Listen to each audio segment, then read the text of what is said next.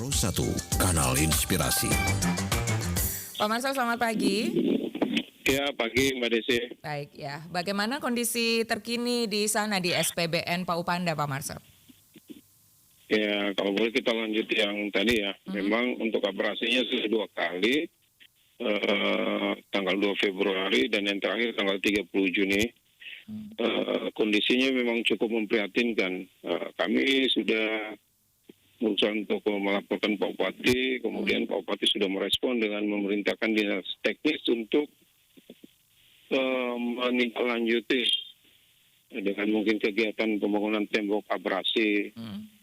Seperti itu Mbak Desi. Ya, jadi sudah ada dinas teknis yang dimaksud itu BPBD atau dinas mana nih Pak yang kemudian langsung meninjau SPBN ini? Kemarin berdasarkan informasi petugas kami di lapangan yaitu teman-teman dari PUPR dan BPBD. Oke, ya, jadi dari PUPR dan juga dari BPBD sudah meninjau langsung gitu ya kondisi di sana. Pak Marcel, ini untuk penanganan dini ya yang dilakukan di sana, antisipasi agar tidak benar-benar roboh, apa yang sudah kemudian dilakukan oleh pihak SPBN sendiri atau BPBD setelah meninjau sudah melakukan apa Pak Marcel? Yang pertama dari pihak pengelola SBN sudah berusaha untuk memasukkan material berupa batu-batuan untuk mengurangi dampak abrasi. Memang itu sih belum maksimal.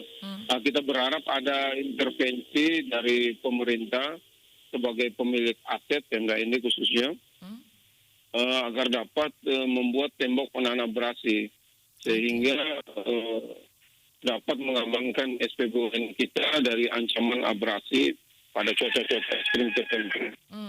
Ya, dari kajian di lapangan Pak Marcel ya, yang menyebabkan ini memang hanya abrasi atau ada penyebab-penyebab lainnya sehingga kemudian bisa dicarikan solusi yang tepat begitu ya, agar aset Pemda ini terjaga begitu.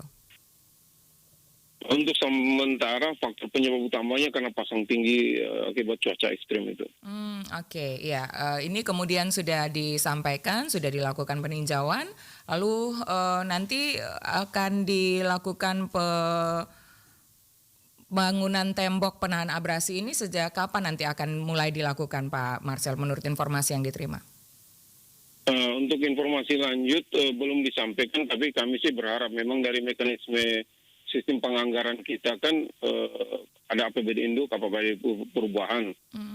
Nah untuk keadaan yang darurat seperti ini, kami sebagai pengelola sih bisa berharap OPD teknis PUPR ataupun BPBD nanti dengan kegiatan mitigasi strukturalnya bisa menaikkan nota informasi ke Pak Bupati, lalu ditindaklanjuti TAPD, kemudian mengajukannya ke Banggar DPRD untuk coba masuk ke pintu penggunaan dana silpa sebelum perubahan, karena kegiatan ini bersifat mendesak.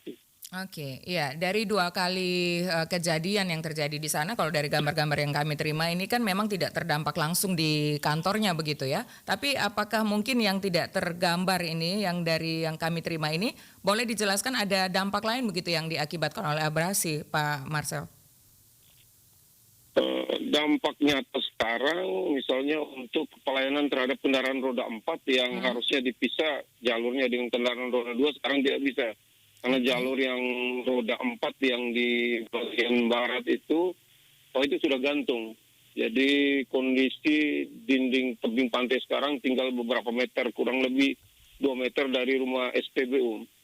Jadi pelayanan sekarang sedikit tidak nyaman sih konsumen kita karena antara nelayan dengan pelanggan umum Pertalite itu bergabung dalam satu jalur. Demikian. Ya, jadi pelayanan masih tetap normal walaupun sedikit terganggu begitu lalu lintasnya Pak Marcel.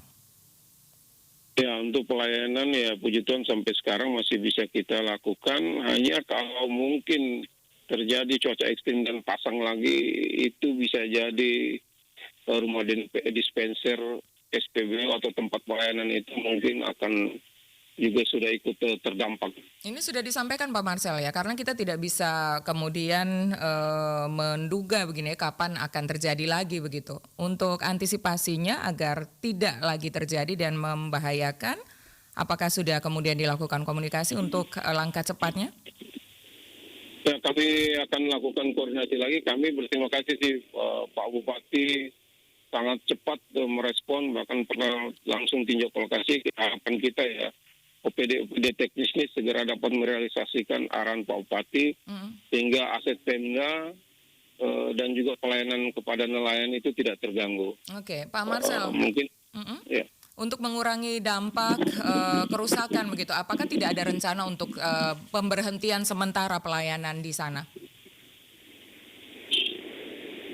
Untuk pemberhentian pelayanan itu pilihan yang sangat tidak mungkin karena nelayan ini harus tetap beroperasi untuk menafkahi hidup mereka, kemudian ya juga menjamin ketersediaan pasokan ikan untuk seluruh kita lah, masyarakat Kabupaten Ende maupun yang dikirim keluar Ende. Berarti satu-satunya jalan adalah segera melakukan upaya antisipasi dan rehabilitasi begitu Pak ya?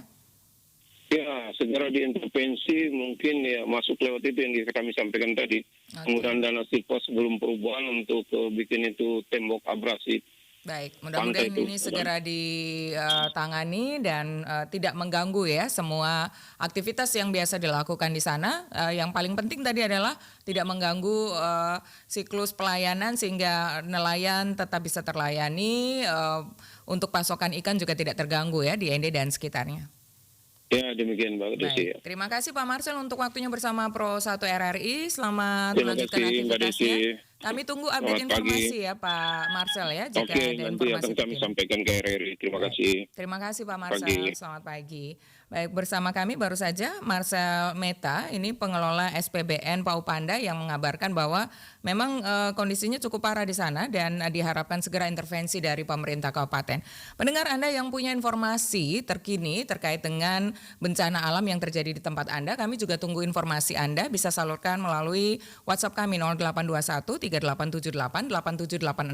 Informasi-informasi penting lainnya juga bisa Anda sampaikan melalui WhatsApp tersebut untuk segera kami bisa tindak lanjuti ya dan carikan solusi. Silakan di WhatsApp kami 0821 3878 8786. Sekian untuk informasi yang kami hadirkan di Lintas Ende Pagi. Sesaat lagi pendengar akan kami sampaikan Warta Berita Daerah pukul 8 waktu Indonesia Tengah.